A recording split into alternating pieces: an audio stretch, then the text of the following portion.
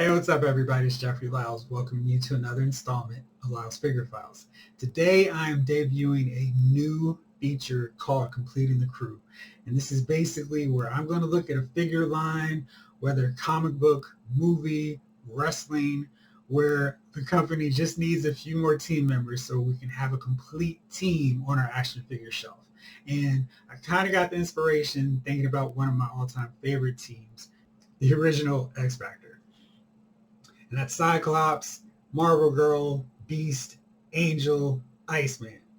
I love this book. It was one of my favorites growing up and getting into comic books beyond G.I. Joe. I was kind of dabbling, but XFactor and Justice League International were the ones that really pushed me into the I need to find a comic book store, track one down, and get all these comics every Wednesday or every month, and just have a big bag of comics to go through. So this is one of my gateway books.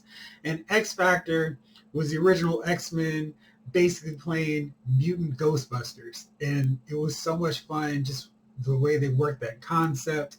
The book really took off when Louise Simonson and her husband, Walter Simonson, came on board, and it was just this amazing creative time period for X-Men. Definitely one of my favorite runs of any comic books. And as an XFactor fan, of course, I want a complete collection of XFactor in my figure shelf. And we've never really gotten these guys in 6-inch form. We've gotten tantalizingly close before if you kind of were like, okay, this is good enough, but we've never gotten a, yes, this is XFactor in 6-inch form on our displays. The question with XFactor has always been which outfits. They've got these original costumes, which are really nice. They harken back to the original unique costumes of the original X-Men. When they decided we don't need to wear the same outfit, we can have some different colors. So Cyclops has his blue and yellow, Marvel Girl has her yellow and green, Angel's in his red and white, and Beast doesn't matter at this point because he's still blue and furry. And Bobby's wearing a blue and white underneath his iced up look. Early on in XFactor, Beast turns back to human form. And then we got this really cool blue and red. Now, this is also harking back to his original look with this attire. So it was a very nice look for XFactor. And you see Marvel Girl here has the cowl on her head, so her hair is not coming through. That eventually gets changed. Walter Simonson basically changes that as soon as he gets on the book, and it works better for her. It also gets more of that Phoenix visual, which will become important in the run. Hasbro has done versions of these guys in the Marvel Universe, the smaller 3/4 inch scale. Really cool. We got Angel, we got Cyclops, and we got Marvel Girl. I don't think we ever got a matching Beast in this form, so it's kind of this thing where we start with them and then we never really finish. It's very frustrating with XFactor because there's only 5 real true core members. There are a few others that you could add in, but there's 5 members of XFactor, and to not get a team of 5 is a little frustrating. Toy Biz also kind of got started, but then lost interest when we had the Marvel Legends Build-A-Figure. Sentinel still holds up, still an amazing Build-A-Figure, one of the prized gems in my collection. We had an alternate variant of the Cyclops figure, which was a terrible figure in every shape and form, for a guy named Slim Summers. He was based off the Submariner base, way too buff, way too big. It didn't have the same articulation that many figures had at that point. He had those ridiculously oversized gloves, the super boot cuffs. My old Raven Toy Maniac buddies, the whole conspiracy with the oversized boot cuffs, that was a whole thing on the forums, and that was really fun. I asked Jesse Falcon on RTM, hey, are you guys going to do the red and yellow Marvel Girl, or should I customize? And he said, yeah, you should probably customize. I was like, darn it. Okay, we're not going to get this team of XFactor ever completed. So let's go back to when they actually switched to these blue and whites and alternate outfits. So XFactor was in the middle of a really great series run, Fall of the Mutants. This was a crossover that was running through New Mutants and Uncanny X-Men and XFactor. And Apocalypse revealed that he had transformed Angel into Archangel. This is a really cool, crazy way to shift up a guy who just flew into a more 90s, cooler, edgier style character. And it worked in his case. This doesn't necessarily apply to all those characters that get the super, hey, let's make him extreme. But it worked for Angel. And really cool way to do it for him. So anyway, they're fighting him above New York and on his massive ship. And Apocalypse finally loses. X-Factor wins. And in this shocking twist from where all the mutant books were at this point, New York embraced them. They were like, you guys saved the day. You're actual heroes. So there wasn't any more of this whole, we hate the muties, let's burn them at the stake. They suck because they look sort of different than us. They have blue fur, whatever. So this was a real turning point for X-Factor and for the mutant books in general, because it's finally like they get to be accepted like the Avengers and Fantastic Four, Spider-Man, Daredevil, etc. And to go along with this new turn, this new twist from X-Factor, they get new outfits. And these are so good. I really love these outfits. Cyclops with that sweet blue and white, Marvel Girl with the red and yellow, Beast with brown and yellow, and Bobby, Iceman, has a blue, lighter blue and white attire. And you note here he's got the energy dampening belt because Loki kind of messed up his powers, so he was going too far extreme. That belt helps his powers stay in check, so he kept that on at all times. So when you think of X-Factor, you think of Bobby wearing that belt in this particular time frame. Over the years, this would become the signature look for X-Factor because they wore these original style outfits basically through the first 25 issues of the run, and then until around the 70s, they switched up. And we've got our first X-Factor second generation costumes with Cyclops. And of course this makes sense because Cyclops is featured in this look in Infinity Gauntlet and the comic book version. And video games, this is one of Cyclops' signature looks. You've seen this all over, and this is a really great figure with two exceptions. They've got the boot cuffs situation fixed. They actually have the cuffs that this attire, the gloves actually had. Just see here. So it matches up pretty well. Only problem, this dumb exhaust of his powers, his optic blast. And this is not removable, so it's just stuck in place. I'm not quite sure why Hasbro decided keeping that look was essential. Maybe to mix it up. It would have been great for an alternate head sculpt, but not for the only version of this. And then he also came with another swappable head. This one was a yelling one that you had a removable optic blast.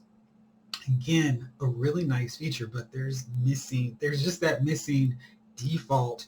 I'm chilling, telling everybody what we're doing, warning over Madeline, the whole deal, Cyclops. So I really just hate that we never got an original version of this without any funny business going on with that head sculpt. And also, Cyclops started taking off his cowl, much like Marvel Girl, during this period of time. This was another sculpt that was missing from Cyclops, and as great as this figure is, it's missing that removable cowl that comes down. The Mayflex version actually doesn't even have the cowl up. It just has the hair showing. And that look predated Jim Lee's, hey, I'm going to take it and just have the hair flowing. This is the outfit that whole look debuted. So we really needed that with this figure. So I'm hoping some way Hasbro can toss that head sculpt in there just as a, hey, we're sorry, here's a way to get this again. And so I'm thinking, how do we complete this crew? Now we've got Cyclops. We've also got Archangel, really nicely done. This is more of the comic book version. We had a darker hue with him. This is more of how he looked in the comic book. And it is a really nice figure. I think they did a fantastic job getting his whole wings set up. I mean, this looks cool. You can fly him around. You can actually kind of envelop him with his wings like he did in the comic. I think that was such a cool execution. Really well done. The only thing is, yeah, we could probably have that smaller wing pack that he had. So maybe. I feel like there are cases where Hasbro makes these figures and kind of forgets parts and pieces that will really finish the look of the figure. I wish they could make some sort of accessory deal like we saw with DC Icons way back in the day. where it's just like, hey, there's some missing elements to figures that you like. Let's get them. So got those two, and I think those are really the only ones that I would say are good X-Factor figures minus this head sculpt. So we've got Archangel, got Cyclops. Now it's time to complete the crew. And who do we start off with? Now, we can do a bunch of them, but of course I think we got to go with Marvel Girl. And I love this outfit, this red and yellow. It just looks cool. Walter Simonson just did such a great job on her hair flowing, and I think this is such an easy, simple repaint of so many figures. We got all she needs is the cuffs on her boots and her gloves to do that look. I already got some really good Marvel Girl Jean Grey head sculpts in the works, in the pipelines, already done. So we just need that, and we got our Jean Grey from X-Factor. We really need her, though, because she's the most important member. We can kind of fudge the rest of them, but Marvel Girl is definitely the essential one left to complete this crew. But while I'm making changes and fixes, I would love to get a better version of Iceman. I don't think this one is a great one. They have some weird scene going through his head. I just don't think it ever looked really good. But we could just get the belt on him, and that would work. I'd be okay with this. I feel like we could do more of a bluey version. This one is kind of too Silver Surfer for me. I like more of a light blue haze with Iceman. I can see here it's kind of more along this lines, but there is some blue shading in that I think is definitely missing with this. And let's get that belt, which is right here. There we go. Put that on there, and we got Iceman knocked out. Now, the one that I think would be the most interesting, the one I would be absolutely willing to pay deluxe prices for, is Beast. So Hank was a human at this point when he got this outfit, but due to being touched by pestilence, one of the four horsemen, his intelligence started to drop, which made for a very interesting take on the genius member of the X-Men actually becoming childish and childlike with his thought patterns. And this attire actually works really well because you can see he doesn't have boot cuffs or anything like that. His attire is really simple, and it allows for something that we could see that hopefully they would do, and I really love to see it, because right before he decided, I don't need this costume anymore, he became blue and furry again. And in X-Factor, right before Inferno starts up, he's rocking this look. But if you see, he doesn't need to change anything outside of the forearms, head, and feet, and shins, I guess. And we've got some of these parts with this really good Jim Lee version of Beast. I think we could get a slimmer version of him anyway. And I'd love to see a Beast figure in human form with swappable forearms, head, so we can get less of an angry, fierce Jim Lee head sculpt, and the shins and feet, so we can have both versions of Beast, human and the blue and furry, in this attire as he's getting ready for Inferno. He takes it off really quickly, but I'd love to see that option. And also, speaking of options, so Bobby, of course, is Iceman most of the time, and when he's fighting, he's as Iceman. But as you see here, he's also not always in this attire. And I'd love to see, much like the Human Torch Johnny Storm figure that we got, maybe then make this a Hasbro Pulse exclusive. Here's an idea for you. Just throw that out there. Maybe we could have a depowered Bobby Drake. And with that energy dampener belt, I think that actually works for a Hasbro Pulse exclusive. It's not something you have to get at retail, but it would be really nice to get this depowered down version, because he's not always iced up when they're just hanging out. So that's what I'd love to see. Complete this crew. Let's get Marvel Girl Beast with swappable parts and a brand new third time's the charm, hopefully, version of Iceman with his energy dampener belt and a Bobby Drake, maybe on Hasbro Pulse, where we can get a powered down version of him. So that's it. That's my completing the crew of X-Factor. If I want to go a little bit greedier and say, hey, maybe I can get one more figure out of this X-Factor squad. While the team was okay operating with 4 members, they got the Morlock Caliban, who was basically an outcast now after the Mutant Massacre, to join the team for a very brief moment in time. Caliban was very weak, had no powers, but he was able to track and locate mutants. And since XFactor didn't have access to Cerebro, he was really invaluable. He couldn't fight, and he was just kind of hanging to the back when there were battles. But Caliban was a cool character. He had a magenta outfit with the whole white thing, and he wore a helmet. Really cool look for him. And I just liked his look as part of XFactor. So you see here, this is how XFactor with Caliban looked. Kind of cool. Different member of the team. They're all chilling. I love to see Caliban. I feel like that's a super pipe dream. And I won't be upset. I won't call the team not completed if we don't get Caliban. But it would be cool. And Hasbro actually made a Build-A-Figure of Caliban to fight XFactor, fight Archangel in his morphed out Hound of Apocalypse look. But I would love to see him as part of this XFactor crew. And that would really totally complete XFactor.